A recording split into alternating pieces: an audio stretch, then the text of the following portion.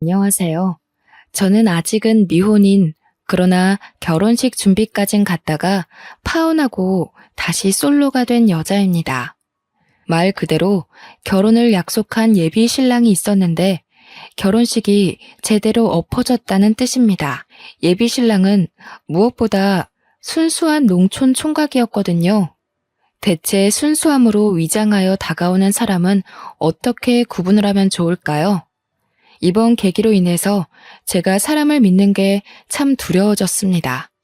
이걸 하늘이 도왔다고 하는 게 맞는데도 여전히 마음 불편하네요. 제게 어떤 사연이 있었는지 한번 들어봐 주세요. 저는 농촌 일을 하다 올라온 순수 총각과 결혼식도 아닌 상견례를 앞뒀다가 파토가 나버렸는데요.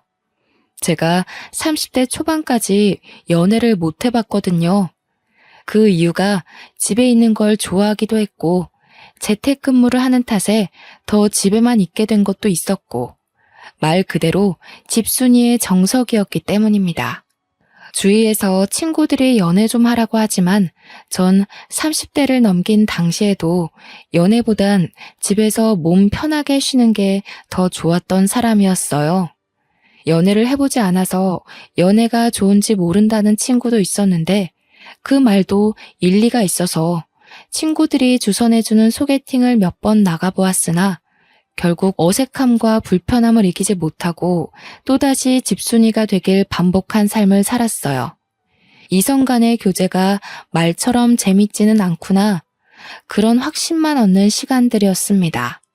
그러나 30대 중반을 넘기니까 희한할 정도로 설명이 안 되는 외로움이 찾아오는 겁니다. 30대 초반까지만 해도 외로움을 이길 만큼 저만의 시간이 중요했는데 나이가 들수록 제 시간을 가져도 채워지지 않는 무언가가 있더라고요. 이게 바로 외로움의 증가인가 싶은 생각이 들어서 저도 사람들이랑 어울려 놀아야 하나 고민하게 되었어요.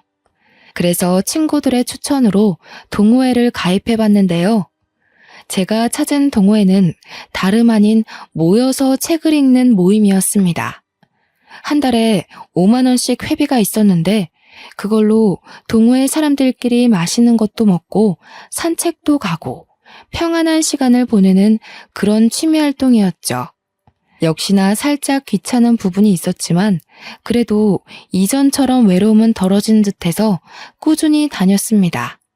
거기서 만난 총각 하나가 있는데 그 남자가 바로 저와 결혼까지 갈 뻔했던 예비 신랑이었어요. 동호회 하다 보면 사람들이랑 친해지고 책 감상에 대한 의견을 나누면서 서로의 성향에 대해 알아가고 하는데 그렇게 친해진 예비 신랑과 의외로 대화를 많이 할 기회가 있었습니다. 예비 신랑은 저처럼 집에 있는 걸 좋아하고 시끄러운 장소나 사람 많은 곳을 꺼린다고 하더라고요. 공감대 때문인지 저는 오랜만에 마음을 놓고 얘기를 터놓을 수 있는 친구를 만난 것처럼 신이 나서 대화에 적극적인 태도를 취했습니다. 공통점이 많다는 이유만으로 오랜 친구와는 또 다른 편안함이 생기더군요. 게다가 예비 신랑 나이도 저보다 한 살밖에 많지 않아서 더 친구같이 느껴졌어요. 예비 신랑 얘기를 들어보니 예비 신랑은 농촌에서 쭉 지내왔는데 과거에 서울에 간 친구가 자신을 서울로 초대해서 몇 번 데리고 놀아줬다고 해요. 그전까지는 서울이라 하면 마냥 시끄럽고 어지럽다는 편견 때문에 발길을 안 했었는데 친구 덕분에 그런 고정관념을 떨쳐냈다고 하는 거 있죠. 그러면서 서울에 관심을 갖게 되었고 자기 또래들이 어울려서 이것저것 겪는 문화생활들이 점차 궁금해졌대요. 그래서 이 동호회도 관심 가지고 찾다 보니까 호기심이 생겨서 들게 되었다고 합니다. 그럼 어떤 일 하고 계세요? 여태 농촌에 계셨으면 농사일 하셨던 거예요? 모임을 매번 참석하시는 것 같던데 하시는 일에 무리 안 가나 싶어서요. 아, 예. 제가 부모님이랑 같이 일구는 돈이 작게 있는데 유통업체가 많아서 돈 걱정은 크게 안 하고 살아요. 제가 서울 구경 좀 하고 오겠다니까 부모님께서 흔쾌히 허락해 주시더라고요. 제가 농촌에 대해선 전혀 모르거든요. TV에서 드라마나 다큐로 본 게 달아서. 어쩐지 여유가 있어 보이셨어요. 다 뒷받침해주는 힘이 있어서 그랬던 거구나. 예비 신랑은 제 감탄에 쑥스러워하더니 오히려 자기는 불효자식이라고 하는 겁니다. 이유를 물어봤더니 어릴 때부터 지금까지 논리를 부모님과 자기 셋이서 일구고 있다며 다른 자식들은 자기 나이에 진작 부모님 용돈 드리면서 쉬게 해줄 텐데 그러지 못해 미안한 사정이라고 하는 거 있죠. 그 마음 자체가 이미 효심 깊은 자식이라고 느껴져 저도 모르게 예비 신랑의 자책에 잔소리를 얹고 말았습니다. 요즘 원수 같은 자식이 얼마나 많은데 그런 소리를 하세요. 요즘이야말로 기용 씨만큼 부모 생각하는 자식 드물어요. 저만 해도 부모님한테 안부 연락 못한 지 한 달이나 됐는걸요. 예비 신랑이 서슴없이 자기 가정사를 얘기해 주니까 저도 자연스레 가정사를 얘기하게 되었는데요. 저희 집 부모님은 아빠가 애국심이 깊어서 군장교로 일하신 분이세요. 지금은 정년퇴직하여 연금을 받고 노후를 즐기고 있는데 건물 하나를 매입해서 거기서 세를 받으며 소소한 용돈벌이를 하고 있다고 말해주었습니다.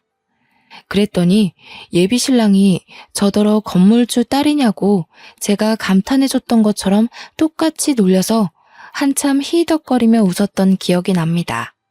그 정도로 단기간에 친해진 거였죠. 그렇게 깊어진 인연은 어느새 연인으로 발전하게 되었고 예비 신랑은 저와 연애를 하면서도 늘 연애 초반처럼 쑥스러움이 많았습니다. 주로 먼저 리드를 하는 사람이 저였을 정도였어요. 예비 신랑이 내외를 한다기보단 저에 대한 배려가 너무 커서 손 한 번 잡는데도 굉장한 용기를 갖고서 물어보더라고요. 한 번은 데이트를 하다가 집까지 데려다준 예비 신랑이 작별 인사를 고했는데도 어물쩡거리며 발걸음을 돌리지 않는 겁니다. 얼마나 꾸물거렸으면 되레 제가 예비 신랑이 원하는 의미를 눈치채버렸지 뭡니까? 기용씨, 나 같은 여자 아니면 연애 어떻게 하려고 했대요? 이래서 결혼은 할 수 있으려나 모르겠네. 그냥 남자답게 한 번 안아달라고 해요. 미안해요. 제가 좀 쑥맥이라서 혹시라도 애정씨한테 피해될까봐. 그럼 한 번만 안아봐도 될까요? 예비 신랑은 제게 취향이란 것이 있는 줄도 몰랐는데 깨닫게 해준 남자입니다. 연애를 한 달 지속했을 때쯤 친구들에게 연락으로만 연애 사실을 알렸었는데요. 친구들이 드디어 연애하냐고 소개해달라고 어떤 남자냐고 숨 쉴 틈 없이 질문 세례를 너무 쏟아서 당시 정신이 없었어요. 너무나 순박한 남자라고 했더니 친구들이 저보고 남자가 잡혀 살겠다고 놀리기도 했습니다. 제가 집순이 생활에 연애를 못 해봐서 그렇지 맹탕인 성격은 아니었거든요. 한 번씩은 친구들이 무심하다, 까탈스럽다, 남자들이 그런 털털한 여자친구로 밖에 생각 안 한다. 이런 잔소리를 꽤 하곤 했으니 제가 어떤 타입의 여성인지는 감이 오시죠? 제가 봐도 친구들이 저 순박한 예비 신랑을 내가 잡아먹는 건 아닌가 놀릴만도 하더라고요. 친구들과 예비 신랑은 시간이 안 맞아서 직접 얼굴 보고 인사시키지는 못했으나 차라리 전 잘 됐다고 봅니다. 제 친구들 또한 성화가 얌전한 타입은 아니기에 아마 예비 신랑이 제 친구들을 마주했다면 기가 다 빨렸을지도 모를 일이었으니까요. 그런데도 제 예비 신랑은 자기 일정 때문에 친구들 못 만나줘서 미안하다고 제 친구들한테 자기 이웃이하는 과수원에서 사과를 인당 한 박스씩 보내준 거 아니겠어요? 야, 네 애인 장난 아니야. 그 남자 꼭 잡아. 연애 안 하더니 그렇게 좋은 남자 만나려고 네가 여태 솔로였나 보다. 너 진짜 잘해라. 그런 남자 놓치는 것도 죄야. 부러운 기집애. 나는 남자 수십 명을 만나도 그런 벤츠는 안 오던데. 무슨 복을 타고 났으면 이렇게 잘난 남자가 우리 애정이한테 붙었대? 거기 독서 모임 어디야? 나도 좀 가자. 친구들이 저를 공격하면서 예비 신랑을 치켜 세워주는데 이게 그렇게 기분 좋은 일인지 몰랐네요. 예비 신랑한테 뭘 그렇게까지 했냐고 한 소리 하긴 했지만 고마운 건 사실이었기에 저는 정말 이 남자를 놓치면 안 되겠다고 마음먹었습니다. 그 뒤로 저는 더 예비 신랑에게 적극적으로 진심을 드러냈죠. 그렇게 깊어진 사이는 나날이 더 발전하여 끝내 양가 어른께 인사를 올릴 약속까지 잡게 되었습니다. 연애를 한 지 반개월 만에 결정된 일이었죠. 저는 예비 신랑 덕분에 농촌이란 곳에 난생 처음 구경을 갈 수 있었는데 제 눈에 들어오는 모든 전경이 마치 옛날 드라마인 전원일기를 보는 듯한 하더라고요. 드라마 속을 걷고 있는 기분이 들어 즐거웠고 또 농촌이 주는 잔잔하고 편안한 분위기는 제 감정을 들뜨게 만들기 충분했습니다. 그리고 예비 신랑이 자기가 일하는 곳이라며 보여준 돈은 정말 제가 살면서 볼 수나 있을까 싶을 만큼 큰 땅이었어요. 기용 씨, 이건 그냥 작은 땅이 아니잖아요. 지난번에 저한테 소소한 땅덩어리라고 하지 않았어요? 이 정도면 10,000평은 될 것 같은데요. 아, 초면이기도 했고 정말 별거 아닌데 자랑식으로 들릴까봐 그랬어요. 10,000평 조금 넘는 거 맞아요. 많은 유통업체랑 계약을 하려면 이 정도 땅은 되어야 되거든요. 당시 예비 신랑의 겸손과 민망해서 저를 제대로 못 쳐다보는 순수함에 또 한 번 마음이 흔들렸습니다. 원래부터 그게 참 매력인 사람이었어요. 상견례차 인사를 드리기 위해 찾아왔지만 예비 신랑의 고향을 진작 와보지 못한 것이 아쉽기까지 하더라니까요. 또 결혼에 대한 생각이 없던 제게 결혼을 마음먹게 해준 남자가 이렇게 순하고 착한 남자라서 얼마나 1000번 만번 안도를 했는지 몰라요. 그렇게 예비 신랑 부모님을 뵈러 집을 방문했는데 집은 서울만큼은 아니었으나 그렇다고 막 초가집 같고 그렇지는 않았습니다. 조금 보안이 부실한 주택 같은 느낌이었어요. 보안이 이렇게 부실해도 도둑 한 번 들은 적 없다면서 예비 신랑은 그저 허허 웃기만 하더군요. 저는 이 동네 사람들을 일일이 만나보지 않아도 이미지가 훤히 보이는 듯 했습니다. 대부분 예비 신랑처럼 인정 많고 겸손할 게 분명하겠죠. 예비 신랑에게 놀랄 일은 이뿐만이 아니었는데요. 알고 보니 예비 신랑이 이 촌동네 이장님의 아들이었던 거 있죠. 어쩐지 예비 신랑 고향집이 유독 여태 지나쳐온 곳들보단 멀끔해 보인다 싶었어요. 나름 예비 신랑과 대화를 많이 해서 꽤 많이 알고 있다고 생각했는데 여전히 놀랄 일이 있다는 것이 또 매력으로 다가오더라고요. 왜 진작 말 안 해줬는지는 서운하지 않았습니다. 예비 신랑 성격이 워낙 나서서 발설하는 타입이 아닌 걸 알기에 이해하기 때문이죠. 예비 시부모는 저더러 서울에서 온 귀한 손님이라고 정말 중요한 사람 취급을 해주었는데요. 거기서 저는 친정 부모한테도 못 받아본 관심과 애정을 한가득 받았습니다. 서울 사람들은 이렇게 때깔부터가 다르더라. 아가씨, 밥은 먹었소? 이런 걸 먹을지는 모르겠는데 내 나름 읍에 가서 오리고기 좀 사왔어요. 에이? 오리고기를 사왔어? 내가 소고기로 하자고 했잖아. 서울 사람들은 그런 냄새 나는 음식 안 먹을 텐데. 아니에요, 아버님. 저 오리고기 제일 좋아해요. 어머님, 제 준비하는 거 도와드릴게요. 채소부터 씻으면 될까요? 혹시 이 채소도 직접 키우신 거예요? 그래요. 그거 우리 바깥 양반이 직접 키운 건데 실하고 맛나요. 서울에서 먹는 채소랑 다른 느낌이니까 양껏 먹어봐요. 그리고 준비는 다 했어. 가서 앉아 있어요. 애정씨, 이리 와서 앉아 있어도 돼요. 이미 다 차려져 있는데요, 뭘. 부모님 도우는 건 제가 할 테니까 쉬어요. 여기까지 걸어 들어오느라 고생했잖아요. 차가 진입하기엔 다소 어려운 길목 끝에 있던 집이었기에 한 20분을 걸어서 당도했던 걸로 압니다. 걸어오는 내내 예비 신랑과 대화도 하고 농촌 전경도 마음껏 구경할 수 있어서 좋았는데도 예비 신랑은 제게 계속 미안해 하더라고요. 괜히 집에서 쉬는 거 좋아한다는 얘기를 했었나 봐요. 저도 나름 걸을 때는 걷는 사람인데 저를 마치 공주마마 취급하는 예비 신랑이 황당하고 재밌기만 했습니다. 예비 시부모와 저녁 한 끼만 했는데도 벌써 시댁과 한층 가까워진 기분이었어요. 시골 인정이 좋다는 말도 다 옛말이라고 들었는데 제가 느낀 분위기는 분명 시골 정이 어느 정도 묻어난 느낌이었습니다. 초면인데도 하룻밤 자고 오고 싶을 만큼 마음이 편했던 시간이었다는 거죠. 예비 시부모와 무사히 인사를 나누고 왔다면 그만 안심해도 될 법한데 저는 오히려 긴장이 솟구치더라고요. 친정 분위기는 예비 시댁만큼 따뜻하지 않거든요. 부모님이 제게 무심한 것이 아니라 저희 가족은 서로의 삶을 존중하기 때문에 평소에도 부모건 자식이건 굳이 먼저 연락이나 안부를 잘 묻지 않아요. 저 또한 친정을 오랜만에 찾는 건데 예비 신랑까지 데리고 가려니까 걱정될 수밖에 없었습니다.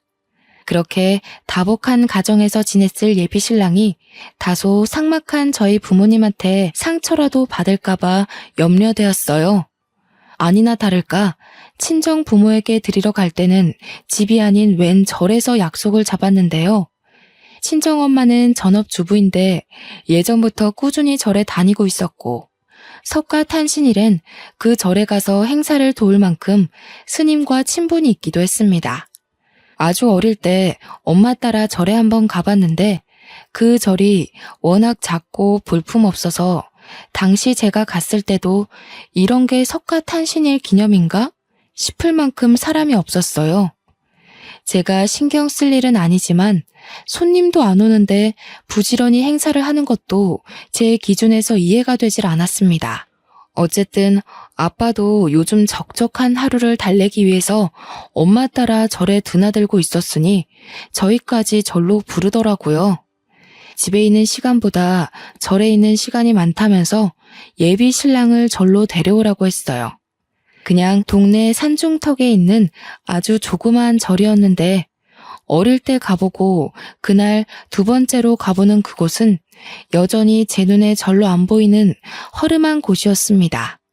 또 결혼 인사를 그런 절에 가서 드린다는 것도 못마땅했고 예비 신랑에게 미안했어요. 우리 부모님이 신실한 건 아닌데 그냥 습관처럼 절에 다녀요. 여기까지 오게 해서 미안해요. 집에서 약속 잡으려고 했는데 요즘 절 시공 때문에 부모님이 두 분 다 절에 살다시피 지내고 있거든요. 미안하긴요. 저희 부모님도 종교 있어서 그런 거에 대한 거부감은 전혀 없어요. 촌 공기도 좋은데 산 공기도 만만치 않게 좋기만 한걸요. 제 걱정은 안 해도 돼요. 어쩜 한순간도 밉보일 만한 말을 안 하는 건지 모르겠네요. 예비 신랑은 오히려 제가 험한 산길에서 발이라도 삐끗할까봐 그거 걱정하느라 내내 뒤에서 살펴주기만 했습니다. 정말 제가 걱정하고 있던 부분에 대해선 전혀 개의치 않아 보였어요. 아마 절 한 켠의 빈방에서 결혼 허락을 받는 사람은 저밖에 없지 않나 싶습니다. 저는 예비 신랑과 함께 친정 부모가 기다리고 있는 방으로 들어갔습니다. 부모님께 인사를 먼저 올리던 와중 그 사이에 스님 한 분이 들어오시더라고요. 엄마는 신경 쓰지 말라고 했으나 누가 봐도 그 스님이 예비 신랑을 살피는 눈치였어요. 눈치 없는 제가 느꼈을 정도면 예비 신랑 또한 알아차렸을 텐데 이건 환대를 하는 분위기가 아니잖아요. 저도 기분 상하는데 예비 신랑은 오죽했을까 싶더군요. 딸애한테 독서 모임에서 만났다는 말은 들었어요. 나이가 꽤 되는 것 같은데 아직 결혼을 안 하고 있었던 이유가 있을까요? 실례되는 질문이려나? 실례는요. 단지 부모님 모시고 일만 하느라 결혼 정년기를 모르고 넘겼던 것도 있고 또 애정씨 만나기 전에는 딱히 결혼에 관심이 없었습니다. 부모님께서 한 번씩 선자리를 알아봐 주기도 했는데 억지스러운 만남 때문인지 마음이 잘 안 가더라고요. 그럼 현재도 논일을 하고 있는 겁니까? 구체적으로 어떤 일을 어떻게 하는지 듣고 싶네요. 적어도 제 딸애가 어떤 일하는 사람한테 시집을 가는지는 알고 있어야 된다고 보거든요. 좀 무례하더라도 이해해줘요. 그럼요. 요즘 결혼해서 딸 시집 보내는 것만큼 제대로 알아봐야 되는 게 없잖아요. 저는 20년간 부모님과 같이 벼농사하면서 농수산식품 업체에 유통을 하는 일을 하고 있습니다. 현재 협업 중인 소비처는 6군데 정도 되고요. 애정 씨와 결혼만 허락해 주신다면 집이랑 혼수는 전혀 걱정할 필요 없다고 말씀드리고 싶어요. 워낙 감정 표현에 서툰 사람이라서 친정 부모의 압박 눈빛에 주눅이 들 거라고 생각했는데 예비 신랑은 생각 외로 부모님께 자기 의사를 잘 전달하더라고요. 제가 알던 모습과 다르게 이런 강단 있는 면모를 또 처음 봤던지라 그날 예비 신랑을 향한 제 마음이 더 커졌을 겁니다. 친정 부모의 의중이 어떤지 저 또한 제대로 묻지 못해서 잘 모르지만 우선 예비 신랑과 작별 인사를 하는 얼굴은 그리 어둡지 않았어요. 그러나 평소에 표정을 확연하게 드러내는 분들이 아니거든요. 그래서 저 얼굴이 예의상인지 진심인지 확신하기는 쉽지 않았습니다. 친정 부모와 인사를 끝마치고 산을 내려와서 저는 예비 신랑한테 사과를 했어요. 스님이 저희 나갈 때까지 지켜보고 있었던 것도 친정 부모의 압박 신문도 그냥 그곳에서 느꼈던 모든 분위기에 대해 용서를 구했어요. 괜찮다니까 그러네요. 딸이 좋은 남자한테 시집 가길 바라는 마음에 그런 거잖아요. 만약 제 딸이 시집을 간다고 남자를 데려왔다면 저 또한 애정씨 부모님처럼 똑같이 그랬을 거예요. 그게 딸 가진 부모 마음 아니겠어요?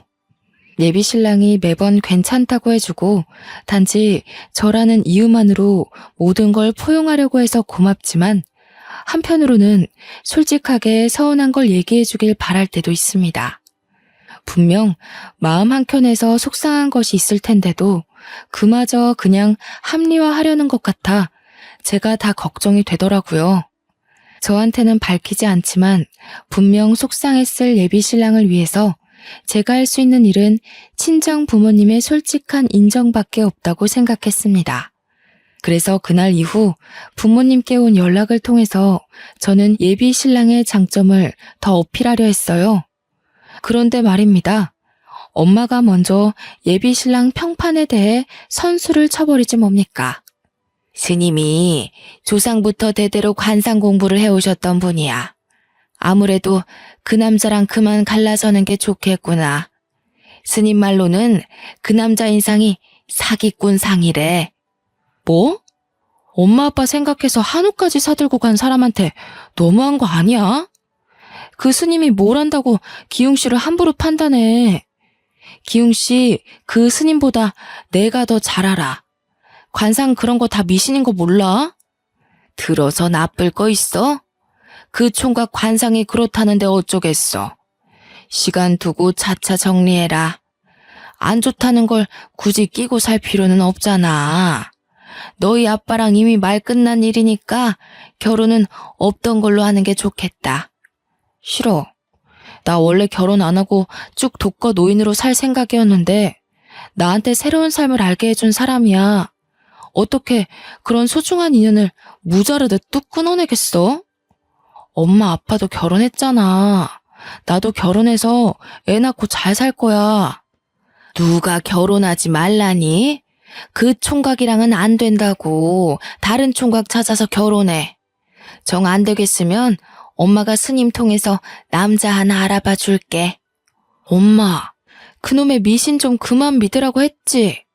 엄마가 마음 기댈 때 필요해서 자꾸 쓸데없는 것에 눈 돌리는 거 알겠는데 나한테까지 이상한 미신 강요하지 마. 고작 그런 걸로 내 결혼 반대할 거면 차라리 우리끼리 시고 올릴게. 그날은 사춘기 이후 엄마랑 처음으로 다툰 날이었습니다. 엄마한테 상처 주는 말을 좀 많이 했던 것 같아요. 그 순간 내가 선택한 남자가 거절당했다는 서운함과 더불어서 예비 신랑과 예비 시부모에게 받은 친절에 대한 미안함 때문에 욱해서 엄마한테 나쁘게 말해버렸네요. 현재는 제 인생에 손꼽을 정도로 후회가 되는 날이기도 합니다. 다 제 성견 지명이 부족했던 탓이겠죠. 한동안 친정 부모한테서 문자 몇 번 왔는데 오는 연락들이 전부 그놈의 관상 타령이었습니다. 예비 신랑 만나지 말라는 연락만 계속 오더라고요. 부모님한테 문자를 이렇게 많이 받아보는 것도 학생 때 이후로 처음이었습니다. 엄마한테 막말한 건 미안했지만 그래도 끝까지 딸 마음은 고려하지 않는 부모님이 미웠어요. 자식 이기는 부모 없다는데 우리 부모님은 제가 절대 결혼 못하도록 혈안이 돼서 지켜봤습니다. 엄마가 특히 미신을 잘 믿는 사람인데요. 무당, 목사, 스님 가리지 않고 그런 사람들을 믿어요. 신을 모시는 존재들은 남다르다나 뭐라나. 여태 그런 엄마의 마음을 존중해주면서 터치하지 않았는데 그게 제 삶에 영향을 미치는 거라면 저는 갈등을 일으킬 수밖에 없다고 봅니다. 자식이라고 모두 부모가 가는 발자취를 따라가야 하는 건 아니잖아요. 저와 예비 신랑의 상견례는 저희 부모님 반대로 결국 미뤄졌습니다. 마음 같아선 부모님 몰래 결혼을 올리고 싶었지만 예비 신랑이 떳떳하지 못한 결혼은 하고 싶지 않다고 해서 어쩔 수 없이 보류하기로 선택했어요. 그도 그럴 것이 답도 없는 상태에서 만남을 한 해나 훌쩍 넘겨버렸는데요. 그제서야 예비 신랑이 불안감을 비추기 시작하더라고요. 여태 내내 괜찮다고만 했는데 도통 이대로는 안 될 것 같다는 생각을 드디어 느낀 것 같았죠. 우리 결혼 못하게 되면 어쩌지? 내가 자기 말고 다른 여자를 사랑할 수 있을지 모르겠는데 어떻게 방법이 없는 걸까? 그냥 우리 이대로 그만해야 되는 건 아닐까? 그만하긴 뭘 그만해. 우리가 여기까지 어떻게 기다렸는데 무조건 결실 맺어야지. 내가 부모님이랑 연 끊을까? 우리 그냥 몰래 도망쳐서 외국 가서 살래? 그건 안 돼. 어떻게 천륜을 끊으면서까지 잘 살길 바라겠어.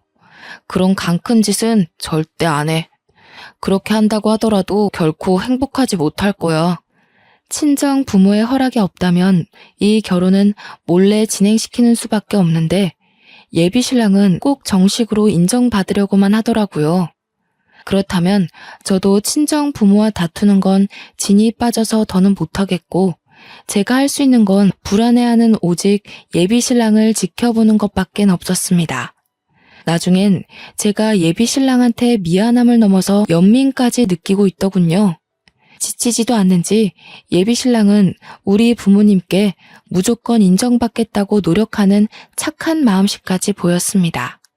그런 예비 신랑은 저 또한 놓치고 싶지 않아서 저는 결국 최후의 수단으로 임신을 제안했어요. 그랬더니 예비 신랑이 아주 식겁하는 거 아니겠습니까? 이번에는 제가 부모님과 연을 끊겠다고 한 것보다 더 과한 반응이었습니다. 뭘 그렇게 놀라. 어차피 우리 결혼하게 될 거고 그럼 애도 가질 텐데.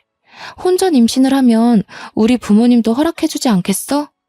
비록 억지로 허락을 받아내는 꼴이겠지만 그래도 이대로 계속 지내는 것보단 나을 거야.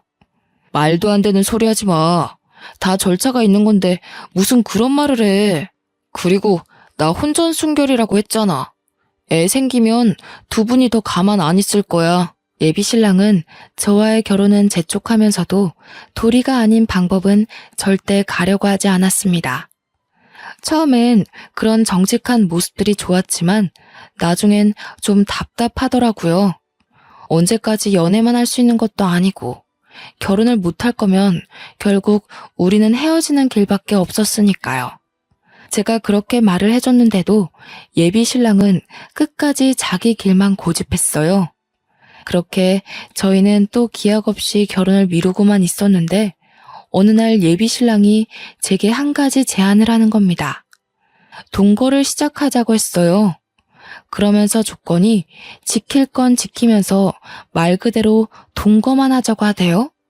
자기가 우리 부모님한테 잘 보이고 싶어도 서울이랑 농촌 사이의 거리가 너무 멀다 보니까 왔다 갔다가 힘들다면서 결혼 허락 떨어질 때까지만 제 집에 얹혀 지내면 안 되겠냐고 하더군요. 예비 신랑이 생각한 절차가 겨우 이런 건가 싶었지만 일단 방법이 없으니 뭐든 해보자는 식으로 허락을 했습니다.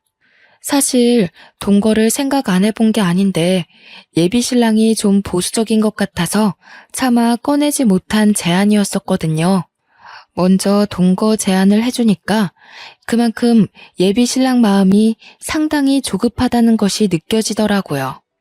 그렇게 저는 예비 신랑과 결혼 아닌 동거를 하기 시작했습니다. 우리의 동거는 정말 그냥 룸메이트나 다름없었어요. 커플처럼 꽁냥대긴 해도 고작 그게 다였고 잘 때는 각방을 썼죠. 제 집이 부모님이 매매해준 자가인데다가 혼자 살기엔 집이 좀 큰 편이었는데요. 그래서 사람 하나 더 있다고 문제될 건 없었지만 어째서 더 외롭게 느껴지는지 모르겠더군요. 어쨌든 동거를 시작한 뒤로 예비 신랑은 그렇게 우리 부모님을 몇 번이나 뵈러 갔다가 쫓겨나기를 반복했습니다. 예비 신랑이 받는 상처를 눈뜨고 지켜보는 저도 괴로워서 그만하라고 했더니 예비 신랑은 꿋꿋하게 그럴 수 없다면서 필요 이상의 끈질긴 모습을 보였어요. 해볼 만큼 해보고 포기해야 나중에 후회가 없지. 나도 마지막 지푸라기 잡는 심정으로 자존심 다 포기하고 애쓰는 거야. 그만큼 자기를 원하니까. 나랑 자기를 위해서면 이 정도는 아무것도 아니야. 예비 신랑마저 고집이 굳건하다 보니까 이젠 제 입장만 참 난처하더라고요. 친정 부모도 설득 못해 예비 신랑도 못 말려. 어쩌다 이런 기막힌 상황까지 와버렸는지 이 모습을 지켜만 봐야 하는 하루하루가 스트레스였습니다.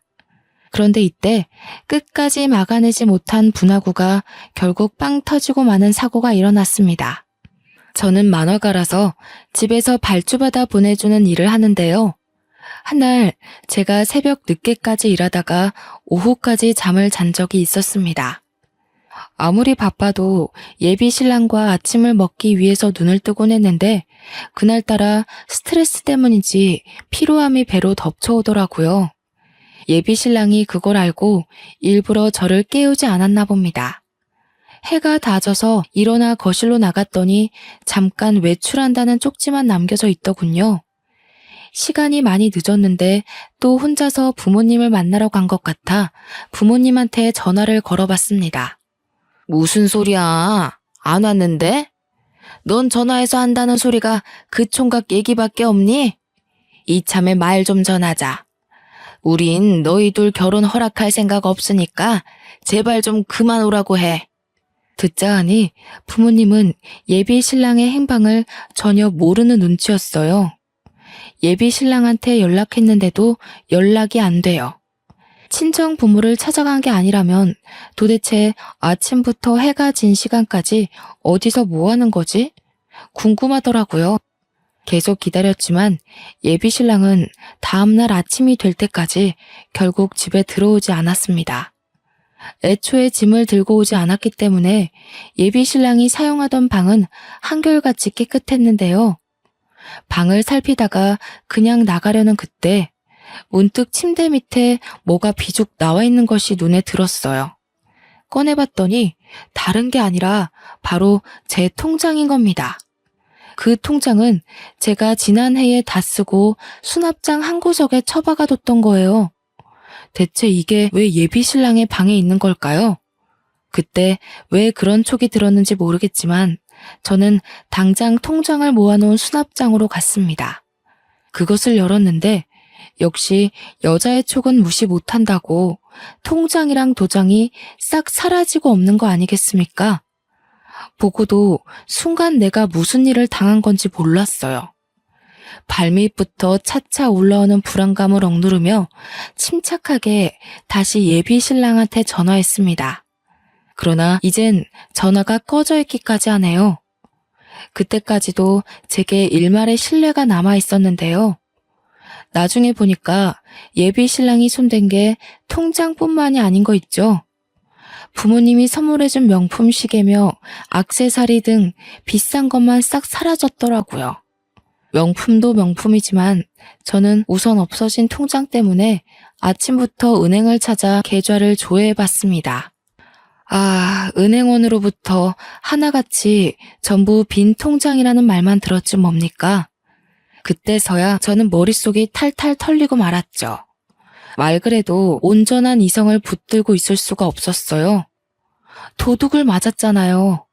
다른 사람도 아니고 사랑하는 사람한테 발등을 찍혔잖아요.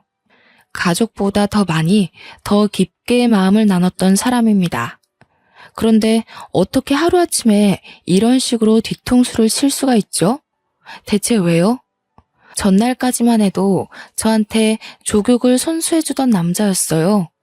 이게 앞뒤 어울리는 상황인가요? 그 당시 다리가 후들거려서 제대로 지탱하기 힘들 정도로 혼란스러웠지만 일단 예비 신랑을 당장 경찰에 신고하고 농촌으로 향했습니다. 예비 신랑은 농촌 사람이기 때문에 서울에 저 말고 연고가 따로 없거든요. 예전에 서울 소개해줬다는 친구도 오래돼서 연락 끊은 지가 꽤 됐다고 했고 농촌에서 세월을 다 보냈다 보니까 있던 친구들이 자연스레 멀어졌다고 했어요. 그러니 급하게 갈 곳이라곤 당연히 고향밖에 없지 않겠습니까? 대중교통을 타고 가는 내내 대체 왜 나랑 결혼할 사람이 이런 도둑질을? 그 생각에 한참을 멍 때렸습니다. 농촌에 도착하고 예비 시부모 댁을 찾았는데 저를 반겨줬던 그 얼굴들은 온데간데 없고 굉장히 당황들 하더라고요. 어머님, 아버님, 갑자기 찾아와서 죄송한데요. 혹시 기웅 오빠 여기 안 왔나요? 어제 갑자기 제 돈 들고 사라졌는데 오늘까지 연락이 안 돼서요. 양해를 구하고 사정까지 대충 말하며 물었는데도 예비 시부모는 더 당황하기만 할 뿐 자기들은 모른다는 말만 고집하는 거 있죠. 근데 그 모습이 누가 봐도 티가 날 정도로 우왕좌왕하는 태도였습니다. 그냥 지나치기엔 제 두 눈에 두 분이 수상해 보였다는 거죠. 분명 예비 신랑이 어디 있는지 아는 것 같은 표정이었어요. 여기까지 오는 내내 예민해졌던 저는 결국 화를 냈고 경찰 불렀는데 자꾸 예비 신랑 일 숨긴다면 시부모도 신고할 거라고 했더니 그제서야 식겁하며 입을 여는 거 아니겠습니까? 아유, 우리는 정말 모르는 일이에요. 그냥 그 총각이 부탁 들어주면 돈 준다길래 아가씨 하나 올 거니까 부모인 척만 해주면 된다고 해서 그렇게만 했을 뿐입니다. 그 총각에 대해선 정말 아무것도 몰라요. 미안해요, 아가씨. 신고만 하지 말아요. 이건 또 무슨 날벼락 같은 말인지요. 제가 더 감당해야 할 문제가 있었나 봐요. 지금 예비 신랑이 여기 이장님 아들이 아니라고 하지 않습니까? 게다가 여기 이장님도 예비 신랑을 겨우 2번 본 사이라고 하는 겁니다. 처음에 예비 신랑이 와서 황당한 부탁을 했을 때 이거 사기 아니냐고, 나중에 우리한테 문제 생기는 거 아니냐고 이장님이 불안해서 물었는데도 예비 신랑은 어디 떠벌리면 가만 안 두겠다고 위협을 했다고 합니다. 그러니까 이 사람들은 저의 예비 시부모가 아니었던 거예요. 생판 관련 없는 사람이었다고요. 이장님 말을 듣고는 그만 다리에 힘이 풀려 그대로 주저앉아 버렸습니다. 심지어 이장님 입에서 나오는 예비 신랑의 모습은 제가 알던 사람이 아니었어요. 아마 그게 예비 신랑의 본색이겠죠? 어떻게 1년이나 제게 본색을 숨길 수 있었는지 모르겠습니다. 참, 욕도 안 나오더군요. 역시 경찰 인력은 남다르다고 그놈을 잡았다는 연락을 24시간도 안 돼서 받았습니다. 다시 서울로 간 저는 그곳에서 수갑을 차고 있는 예비 신랑을 마주했어요. 예비 신랑이 짜증 가득 난 얼굴로 저를 본체 만체 하더라고요. 그곳에 저는 당장 쫓아가 들고 있던 지갑으로 예비 신랑의 머리통을 후려쳤습니다. 뭐? 농촌? 벼농사? 어떻게 그런 말도 안 되는 사기를 칠 수가 있어? 자기 지금 내 재산 도둑질한 거야? 내 돈 훔치려고 나 만난 거였어? 대체 갑자기 왜 이런 짓을 해? 그러니까 네가 결혼을 빨리 해줬으면 이혼으로 깔끔하게 마무리됐을 거 아니야. 옷 같은 부모님 설득 못해서 그 쉬운 일 하나 진행 못 시키냐? 무슨 딸 자식이 자기 부모도 못 이겨서 찌그러져 있기만 해. 뭐라고? 그 말은 지금 날 이용하려고 만났다는 거니? 어떻게 나한테 이럴 수가 있어? 내가 자기를 얼마나 믿었는데, 엄마 아빠랑 싸우면서까지 자기 편만 들었는데 어떻게 이래? 네가 이런 짓을 저지르고도 사람이야? 아, 짜증나. 거의 다 왔는데 너처럼 질긴 여자는 처음이다. 무슨 결혼 문제를 1년씩이나 끌고 가는지. 나도 더는 못 참겠어서 너네 부모 재산 포기하고 네 재산만 건드린 거야. 네 친구들이랑 네 부모한테 선물만 퍼줬지 내가 받은 게 뭔데? 나도 피해자라고. 이런 버러지 같은 놈을 봤나. 너 내가 무슨 수를 써서라도 콩밥 먹일 거야. 나를 1년이나 속였다고? 내가 받은 상심 그대로 다 갚아줄 테니까 각오해. 어처구니 없는 논리를 당연한 듯 짓거리는 예비신랑에 충격이 잇따랐습니다. 그동안은 몰랐던 처음 보는 모습이었으니 쉽게 마음 정리가 되지 못했죠. 예비신랑은 원래 목적이 친정 부모 재력이었고 그 다음이 내 돈, 예물, 그리고 재산 분할이었다고 하더군요.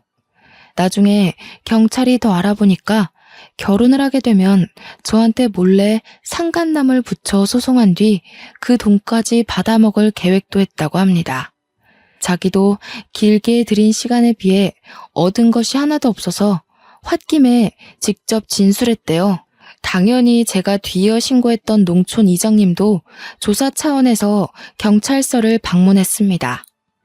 예비신랑과 서로 마주치고는 농촌 이장님이 예비신랑을 막 나무라는데 예비신랑이 이장님한테 찍소리도 못하게 위협을 주더라고요. 경찰이 아니었다면 한 대 칠 개새도 있었던 것 같아요. 결국 예비신랑이 제게 말했던 것들 중 진짜는 하나도 없었던 겁니다. 연이어 닥치는 충격에 저는 결국 울음을 터뜨리고 말았는데요. 예비신랑은 그 와중에도 자기가 훔친 것들을 내놓기 싫어서 숨기느라 경찰이랑 실랑이를 벌이고 있었습니다. 소식을 들은 친정 부모가 경찰서에 있는데 부모님은 제 탓을 하지 않고 예비신랑만 욕을 하면서 고소할 거라고 맞대응했고요. 이제 보니 예비신랑이 애 안 갖겠다고 한 것도 부모랑 영 끊지 말라고 말한 것도 전부 자기 발목 잡힐 일 만들기 싫어서였고 부모님 재력을 포기 못해서였던 거죠. 생각할수록 열이 받쳐서 저는 그대로 신고 있던 운동화를 벗어 예비신랑 등짝을 패기 시작했습니다. 예비신랑은 묶여있어서 처맞기만 했는데 형사들도 저를 설렁설렁 대충 말리기만 할 뿐 죄질 나쁜 예비신랑이 실컷 맞도록 내버려두는 수준이었어요. 그 와중에 더 놀라웠던 건 예비신랑이 결혼 이후로 접근해서 돈을 뜯어낸 게 한두 사례가 아니라는 거 있죠. 그 기록을 찾은 형사말로는 남편이 6년 전 사기죄로 수배 중인 사람이라고도 했어요. 저는 결혼하기 전에 이 사실을 알게 되어 빨간 줄은 모면했지만 몇몇 여성은 이미 재산을 뜯기기도 했다네요. 그렇게 예비신랑은 바로 구속이 되었고 저는 그놈에게 빼앗길 뻔한 재산을 모두 돌려받았습니다. 예비신랑은 죄질이 워낙 폐악해서 아마 몇 년은 징역살이를 하고 나올 듯해요. 당시에는 모든 걸 잃은 기분이었지만 지나고 보니 제 결혼을 말려준 부모님께 너무 감사한 거 아니겠습니까? 저는 진심으로 고개 숙여 사죄했습니다. 내가 어리석은 탓이야. 바보같이 나이를 40 가까이나 먹어놓고 애 같은 실수나 저질렀어. 미안해 엄마 아빠. 버릇없이 군 거 정말 미안해요. 미안할 거 없어. 우리가 너한테 좀 더 지혜롭게 대처하는 방법을 알려주지 못한 탓도 있지. 자식 잘못이 곧 부모 잘못인걸. 그리고 엄마도 스님 아니었으면 그 총각 좋게 봤을 거야. 솔직히 태도나 인상은 나쁘지 않았거든. 우린 한 거 없어. 다 스님께서 앞 내다보는 능력이 좋으셨던 거지. 듣고 보니 스님의 덕도 있더라고요. 그래서 저는 스님께도 인사를 드리기 위해 부모님과 나란히 절을 찾았습니다. 올 때마다 불쾌했던 이곳이 처음으로 제 걸음을 편하게 만들어주더군요. 친정 부모가 먼저 자식 인생 구제해준 스님께 감사하여 보답을 해주고자 했는데 스님이 당연하게 한사코 거절을 했습니다. 저희 정말 큰일 날 뻔했어요. 다른 것도 아니고 제 딸 인생에 큰 은혜를 주신 분인데 저희가 어떻게 모른 척 받기만 하겠습니까? 제가 생각을 해봤는데 이 조그마한 절을 확장하면 어떨까 싶어요. 공간이 넓어지면 스님 생활도 편리해질 거고 저희도 공양하는 데에 좀 더 신경을 기울일 수 있을 것 같은데요. 스님은 다 허물어져 가는 절에서 홀로 계셨는데요. 아빠의 제안을 더는 거절하지 못해서 결국 수긍을 했습니다. 현재는 지역 사람들이 와서 공양을 하고 가는 대표 절로 자리매김해가는 중이에요. 그 덕을 스님은 잊지 않고 저희 부모님한테 또 베풀어주는 거 아니겠습니까? 어른들이 나누는 배려의 무한 굴레 속에서 저 또한 많은 걸 깨우쳤고 종종 절에 가서 만화를 그리다가 내려오기도 합니다. 그 장소가 그렇게 일 능력이 팍팍 오를 수가 없어요. 그 덕분에 최근 자주 절을 들락날락거렸는데요. 한날은 저를 찾아온 손님이 제가 문 열어놓고 작업 중인 곳으로 기웃거린 적이 있었어요. 그 남자가 제게 뜻밖의 관심을 보여주더라고요. 저는 과거에 전 남친한테 당한 게 있어서 더 이상 남자와의 미래는 생각지 않고 있었습니다. 그래서 외면하려고 했는데 알고 보니 그 남자가 스님의 조카라고 하는 거 아닙니까? 스님이 제가 본 뒤 결혼해서 잘 살 상이라면서 일부러 조카를 불렀다고 하는데 마음적으로 여유가 있으면 만나보라고 하는 거 있죠? 스님의 제안이니 대차게 거절하기도 좀 그래서 현재는 억지스럽지 않을 만큼 쉬엄쉬엄 서로 알아가는 중에 있습니다. 적어도 한 1, 2년은 섣부르지 않게 제대로 알아볼 생각이에요. 그래도 살면서 사기는 안 당하고 살 거라고 생각했는데 성격이 까탈스러우면 뭐합니까? 결국 콩깍지가 씌어지면 멍청이처럼 아무것도 못 보는데 말이죠. 저의 덜 떨어지는 성견지명 때문에 하마터면 제 부모님한테도 어마한 피해를 줄 뻔했잖아요. 지금도 충분히 부모님께 죄송한데 이보다 더한 잘못을 저질렀다면 어땠을까? 정말 상상만 해도 끔찍한 현실이었을 겁니다. 이래서 이성을 지배하는 감정의 움직임이 참 무서운 법이라고 하나 봐요. 앞으로는 사람 만나는 데서 정말 신중을 기울여야겠습니다. 누가 정답 좀 옆에서 알려주면 좋겠네요. 다들 저보다 현명하게 대인관계를 관리하실 거라고 봅니다. 부디 삶에서 사람에게 뒤통수 맞는 일은 없기를 간곡하게 기원하겠습니다. 지금까지 제 글 감상해 주셔서 감사합니다. 좋은 하루 되세요.